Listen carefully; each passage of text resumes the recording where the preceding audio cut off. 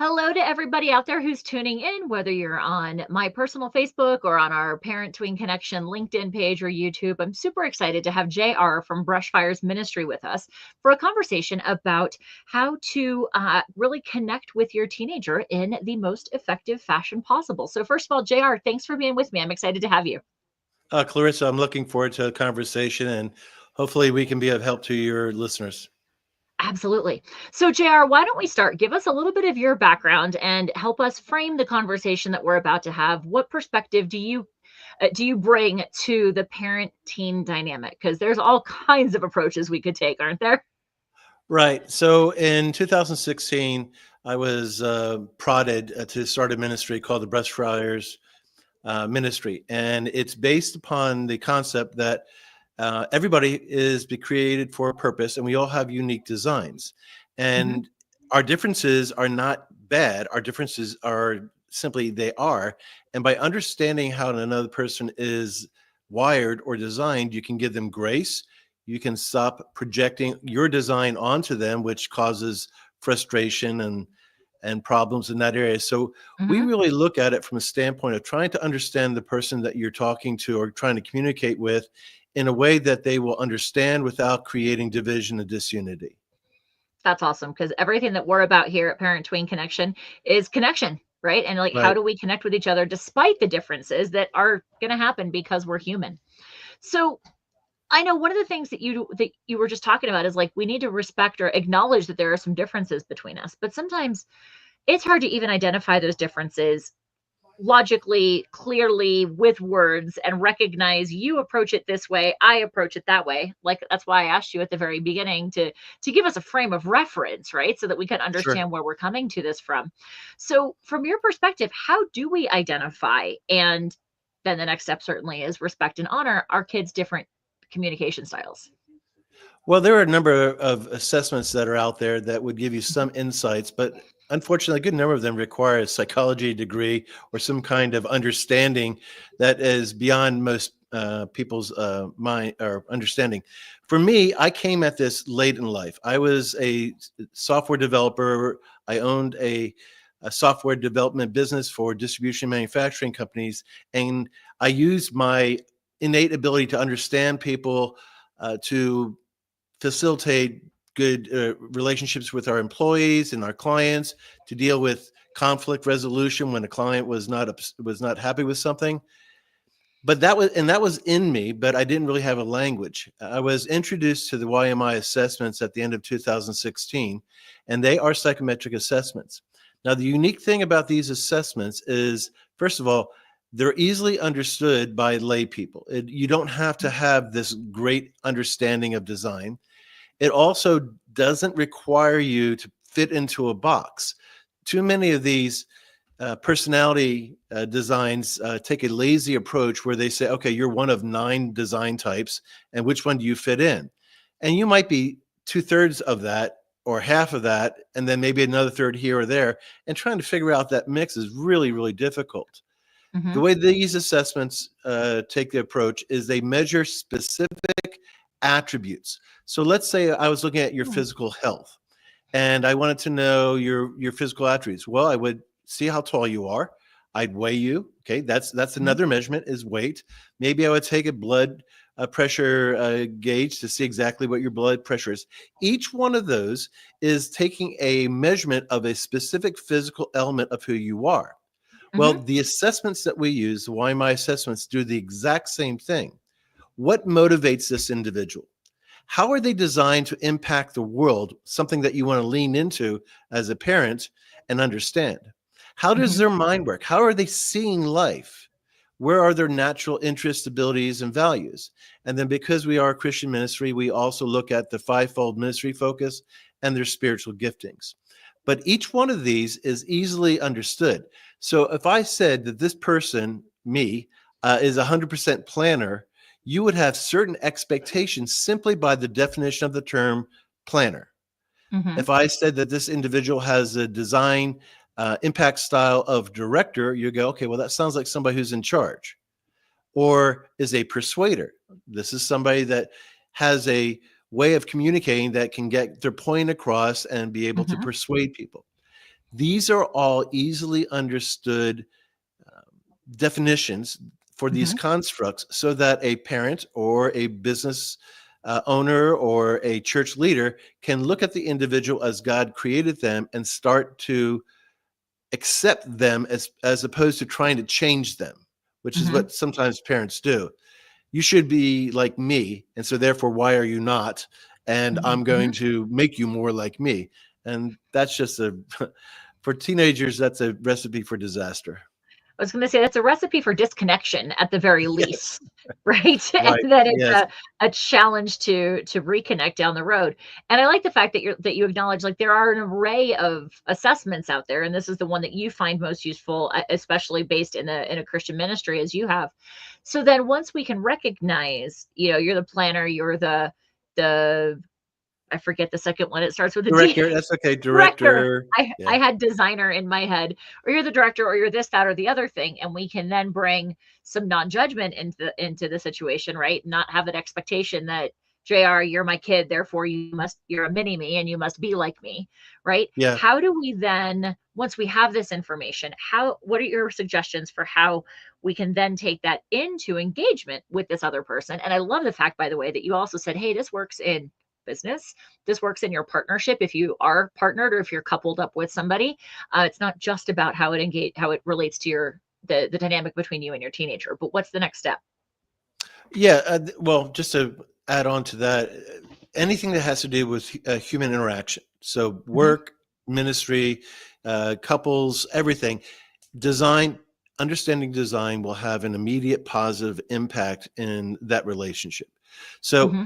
how do you do this? Well, depending upon the age of the child, the youngest person that's ever gone through our entire array of assessments was a very mature 15-year-old girl, and she absolutely understood herself fairly well for a 15-year-old and was able to do that.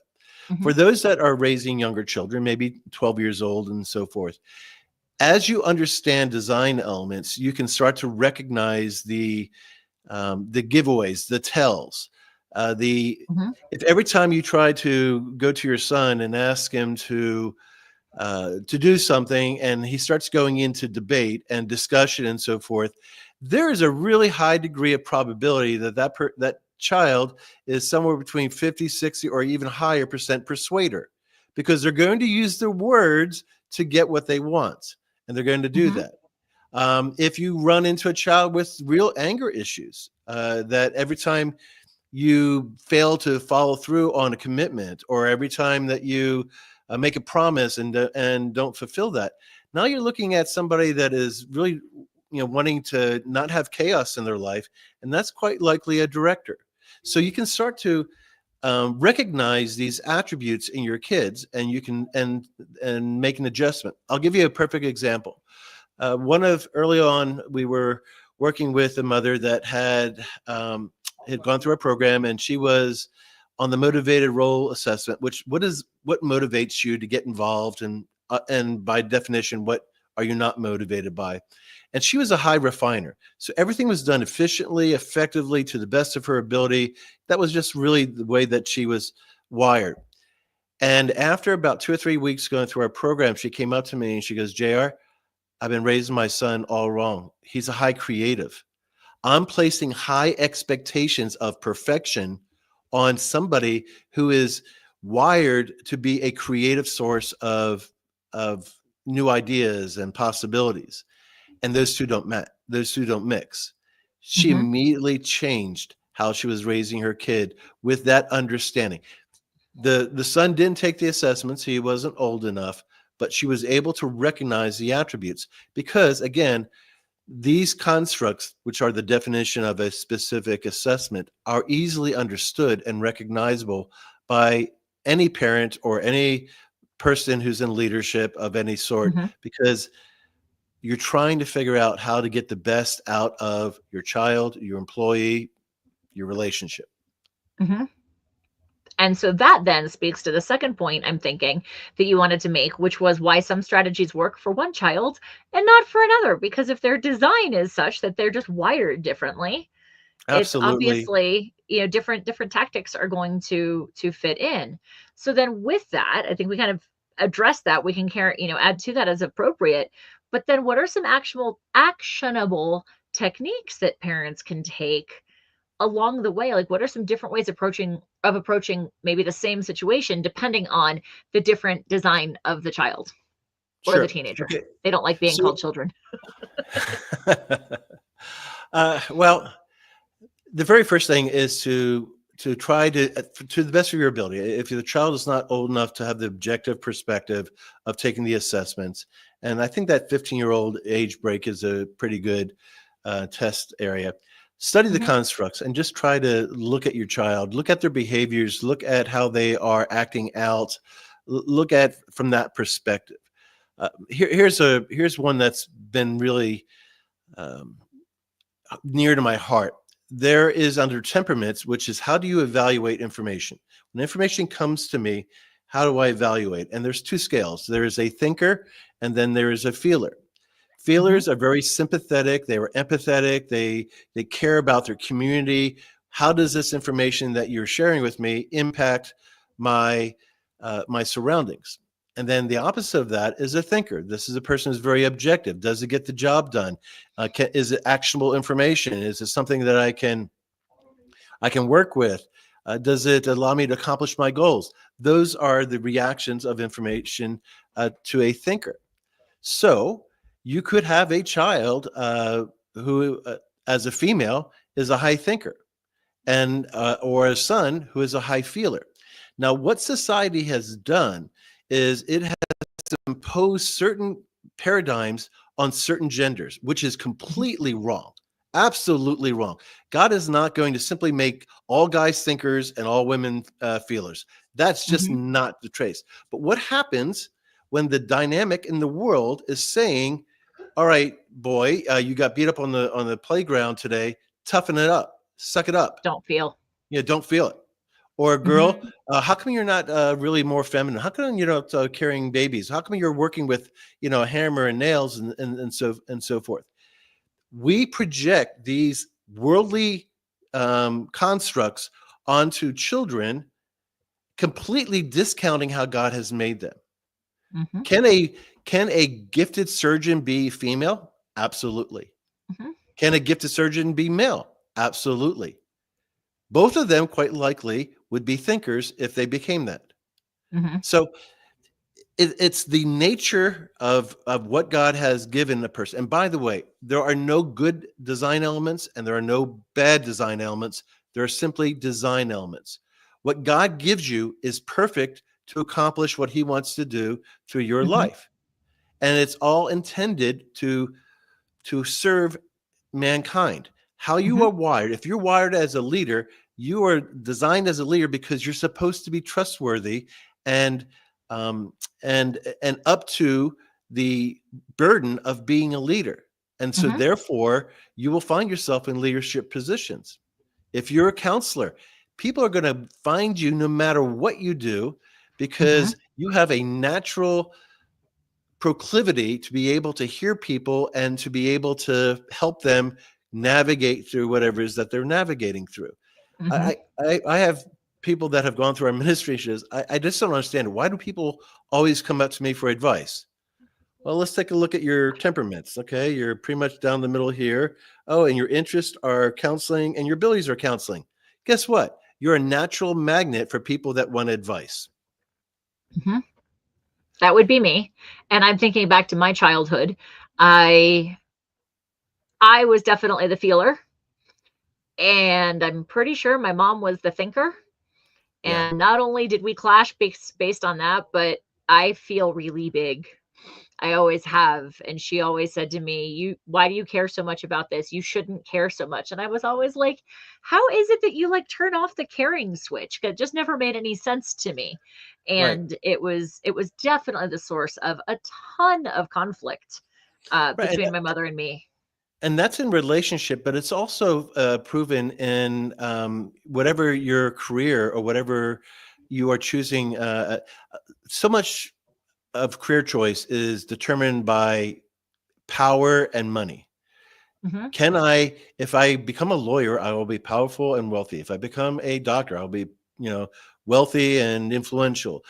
That's the sort of dynamic that people are attracted to, that as opposed to, what did God create you to do? Let's kind of figure out Hmm. where your giftings are, and let's start to explore those areas and see if they aren't fulfilling for you, so that they can Hmm. actually make a difference in not only your life, because you can actually, when you're doing what you're created to do, you experience joy.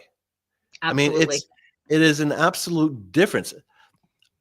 My corporate work that I was doing as a owner of the software company had tremendous amount of success, Hmm. and I provided a necessary resource to businesses throughout North America and gave my employees very wealthy compensation packages.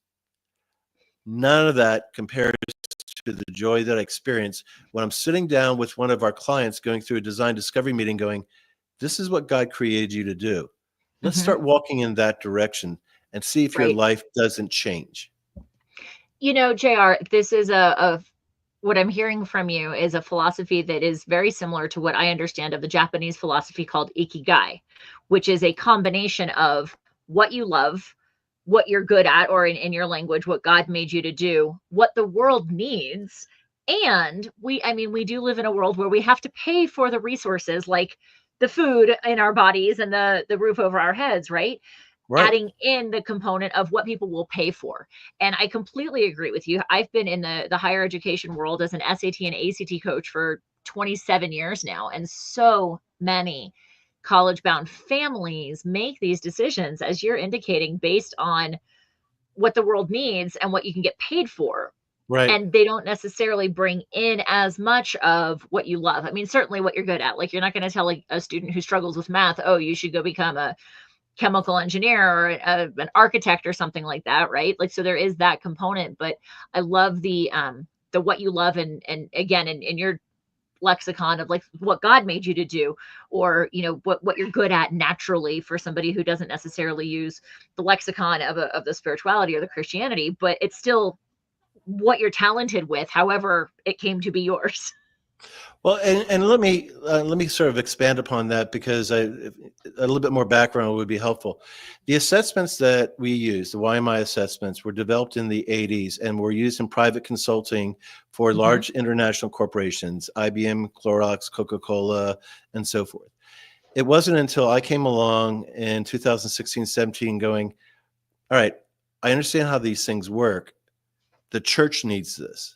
So the Hmm. systems themselves are agnostic. There is no Christianese. I mean, obviously, the fivefold ministry assessment and the spiritual gifts assessment, Sure. that is very spiritually based and Christian based. But the psychometric assessments, the ones that we Hmm. started talking about, those are agnostic. There's no Christianese Love in it. them, and they have decades of validity and reliability Hmm. to support their outcomes. So it just so Awesome. happens that the gentleman that wrote those psychometric assessments happens to be a born again believer. So when he figured out what I was doing, he made them available to our ministry. That's fantastic. And what a great perspective to bring to for those who do fall into the believer category. But I also think, like you had said, it's applicable even for those who don't follow a particular faith system of any variety Easily. or other faith systems. So much of Absolutely. this is just recognizing who other humans are, period, regardless of what constructs we come from. And Right. I love how you're saying, just acknowledging that we're all different and we approach things differently. And if we're willing as the adults to say to the kids in our lives, hey, we love you for who you are, and the talents that you innately possess, that we can then engage with them more effectively and honor their individual God-given talents. Right. And we can also not play into the areas that we're going to have a natural area of friction. So earlier Hmm. I mentioned under impact style, the director and persuader. Hmm. They can absolutely drive analysts, which are also part of that impact style assessment, absolutely crazy, because analysts are motivated to pursue and speak truth. So now you Hmm. have a director who's got a very strong personality trying to stop chaos, or you have a persuader who is trying to make something happen, and you have this analyst who's going, wait a minute, I don't know if that's the right thing. Now, in the past, what a lot of directors would do is, oh, you're a roadblock. I'm going to steamroll over you, manipulate the Mm-hmm. situation so that your opinions are not, an impediment to me getting Mm-hmm. what I need to get done. And so the analyst recognizes that personality and goes, I don't like working with that JR guy because, he reminds me of my dad, my first boss, my whatever. The Mm-hmm. reality is both are perfect in what God wants to do. So if a director is trying to stop chaos, wouldn't it be really wise to get good advice from an analyst who would say, Mm-hmm. yeah, you're right, but that's going to create more chaos because we're doing it this way. Why Mm-hmm. don't we try doing it a different way and still Mm-hmm. fix the problem without creating more collateral damage? We're designed to work in community. Everybody is designed to work in community. So when a director can recognize that they are in a discussion with an analyst, I coach the director, go, ask them, is there any other information that they need Mm-hmm. that you can provide? Ask, recognize that they need time to come to the right decision, Mm-hmm. and then set a date in the future for that decision. So today, during the week, it's Tuesday of the week. So I would say to an analyst, hey, next Friday, this is really kind of time sensitive. Could you get me your answer by a week and a half from now? And if they agree to that, then it's like, okay, what else Mm-hmm. do you need? And we'll talk again. That way, the analyst has plenty of time to do the research and analysis to be able to make sure that they have the best informed decision without Mm-hmm. feeling pressured or bullied into making a decision that they're not ready for. And that also strikes me, JR, especially in environments where we're talking about the parent-teen engagement. We recognize that physiologically, the human brain is not fully developed until 25, 26, 27 years of age, right? And when we're engaging with young adults who look like they're on the verge of full adulthood, right? I mean, because their bodies are developing, we forget that the physiology is such that the brain is the last thing to develop completely. And I love your recommendation here, not only when we're dealing with an analyst design, but especially when it's an analyst who is a 15 or 16 or 17-year-old analyst, right? That their brains just don't process the same ways that ours do. Right. And by giving them some space to be like, look, we don't need to make the decision today. Here's when the decision does need to be made. Let's continue having some conversations and let's continue seeing if there is more information that we need to consider. What a great way to honor the fact that regardless of design, their brains just aren't where ours are. Right. And a lot of the damage that is done in people is done when they're children. Mm-hmm. We would refer to this as orphan child thinking, but this is when their design is being ignored, and Mm-hmm. they are being forced to do things that are really contrary to who they are. They Sure. um, they they resent that, and that resentment creates a block with working with anybody that looks like that sort of person. So Mm-hmm. if a parent can at an early age recognize this design and start speaking truth into that, and Mm-hmm. having a respect with still being the parent. I mean, we're not the kids' buddies. We still are Mm-hmm. responsible for raising these children, but we don't have to do it with an iron rod, that's breaking the spirit. My Mhm, wife works with horses, and there's two types of mentality when you're working with a horse. There is the old cowboy way, which is sort of beat the horse into submission, or there is the connection way where the horse is trying to understand and you work with their ability to understand. mhm, And that method is much more effective, and you don't wind up breaking the spirit of the person or the animal in this case mhm. that you're trying to raise and nurture. Absolutely. And talking about that connection brings us right into my final question for you, because we could talk all day, clearly. We have a lot of similar philosophies on this. Um, the foundations of connection are literally the foundation of everything that we do at Parent Tween Connection. And I sat down with myself probably 6 or 7 years ago and had a kind of conversation with myself. And I was like, self, why is it often that teenagers will feel more comfortable coming to somebody outside of their family, somebody like me, or a church leader, or a teen mentor, or a teacher at school, but somebody outside of the family to talk about some really sensitive topics rather than talking to somebody in their family? What is it that we can provide sometimes more effectively than the folks in the nuclear family because they've been family for so long and they have a history together, right?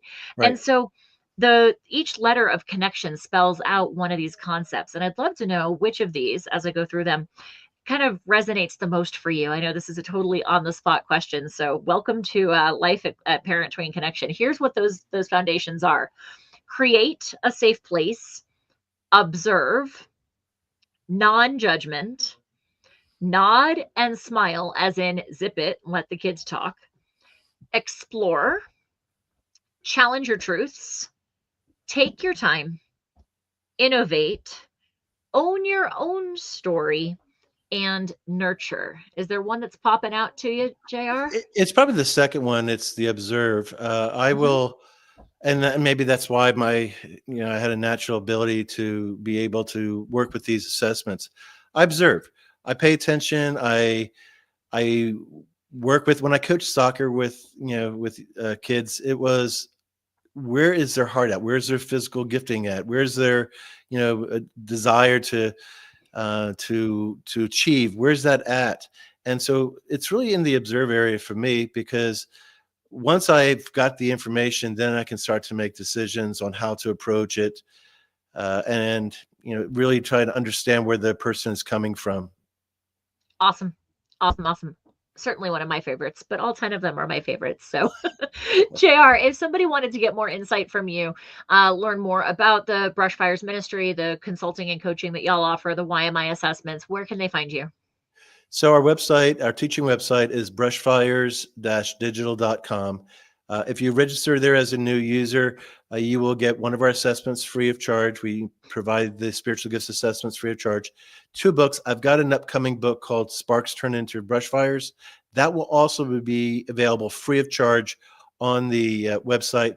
And then if they want to go ahead and go through the full um, uh, menu of assessments, they can sign up for one of our premium monthly subscriptions and go through the video series and all that. And Awesome. all our contact information there's at brushfires-digital.com. Awesome. Awesome. Awesome. All right. So we're going to wrap up this portion of our conversation, but JR and I are going to head over to the Parent Tween Village, where we're going to dig a little bit deeper and we're going to be talking about the difference between design, which is where we've started our conversation here, and behavior. And JR told me when we were sitting in the green room, as it were, before we went live, that he is particularly excited about this topic. If you're if you're not yet a member of Parent Tween Village, you can get more information at parenttweenconnection.com/Parent Tween Village. It's our family facing community where we believe that connection is a combination of knowing what to say and do and knowing when and how to say or do it. So we dive deeper more on the what and then have community calls and further conversations about the when and the how. So JR, thank you for being with us here on all the places that folks can find us. And I'm looking forward to seeing you in Parent Tween Village. It's going to be fun. Looking forward to it. Great. Have a great day, everybody.